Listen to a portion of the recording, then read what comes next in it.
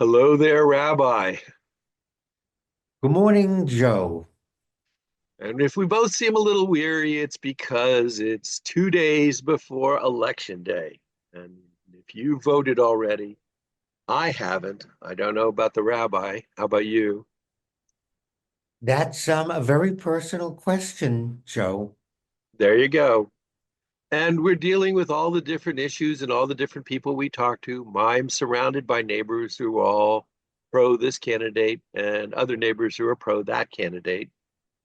And it's getting down to the wire, and there's still no clear leader, which is in some ways making the election more exciting if the stakes weren't quite so high, according to your perspective on things. Oh, well, see, the stakes being high is what makes it exciting.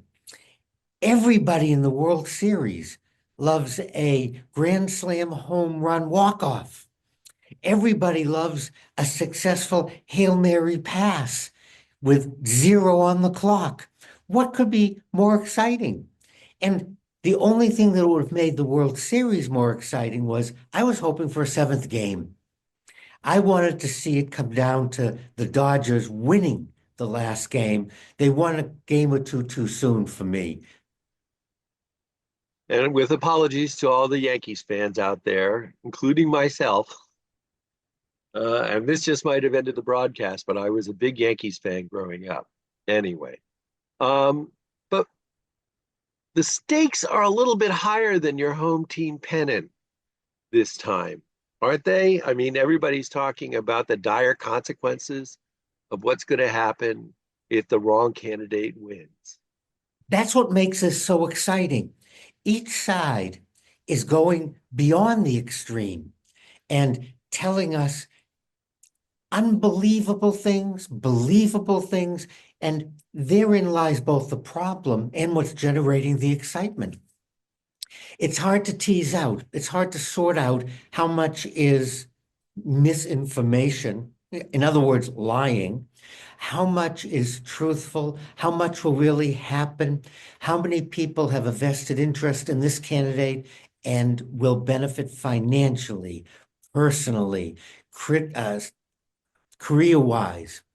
And as we get closer, it's getting more and more I don't know another word for it, absurd, because it's harder and harder to tease out but if we go back in time, if we look at the track records of each candidate, if we look at who is supporting each candidate, if we look at who is saying, don't elect the other candidate, I think that's very telling in terms of individuals who served with one candidate is saying, don't vote for my former boss.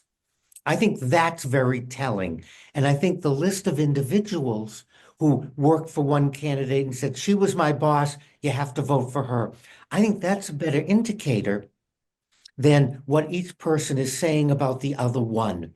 Because think about where you worked, think about who you worked for. And would you vote for your former supervisor, your former boss? And who walked away, who stayed, who were the supporters? And I think that's a better barometer for casting one's ballot than seeing that, well, the candidates with the most indictments should be elected president of the United States, because being indicted is a quality I want to see in the president of the United States. Or by the same token, I want a candidate who was never indicted. Um, but be that as it may, Joe, I think these last couple of days are going to get even better in absurdity. I personally think Donald Trump's chances would improve tremendously with a few prison tattoos that he could show off. But that aside, can we take some comfort in the thought that all the things that are being used, what word you care for, promised if elected or threatened if elected, are not always possible or doable when you look back at the history of the last several presidencies? Is there something that we could take away from all this before the election that says, well, no matter who wins, it can't get that bad? Or should we start to really worry and dig shelters in our basements. I think it can get that bad, Joe. And I think Hitler's coming to power is a perfect example of the Bundesrat thinking they could control Hitler and it could never be as bad as he's saying. He could never exterminate people. He could never build death camps. So if you go and look at that, it's a good example of don't take comfort in it can't be that bad because it can and it was. Stalin, another example of how it could be that bad. However, I think you really hit on one of the problems of the American voter, and that's our disappointment. And we want to vote for the other party because one party makes all these promises that they can't deliver. Then they're elected, they don't deliver. So I'm dissatisfied, so I vote for the other party next time. But they're making promises that they can't deliver. So when they're elected, I vote for the other party again. Whipsawed, pendulum back and forth because they're making promises that can't be kept.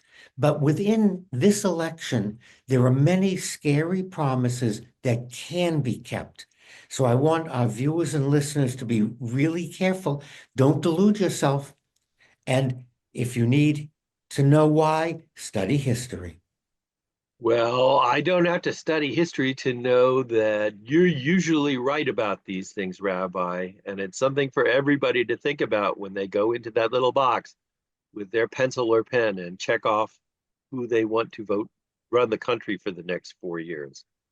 Thank you, as always, for your advice. And I think we can both share the message. Whatever you do, get out there and vote.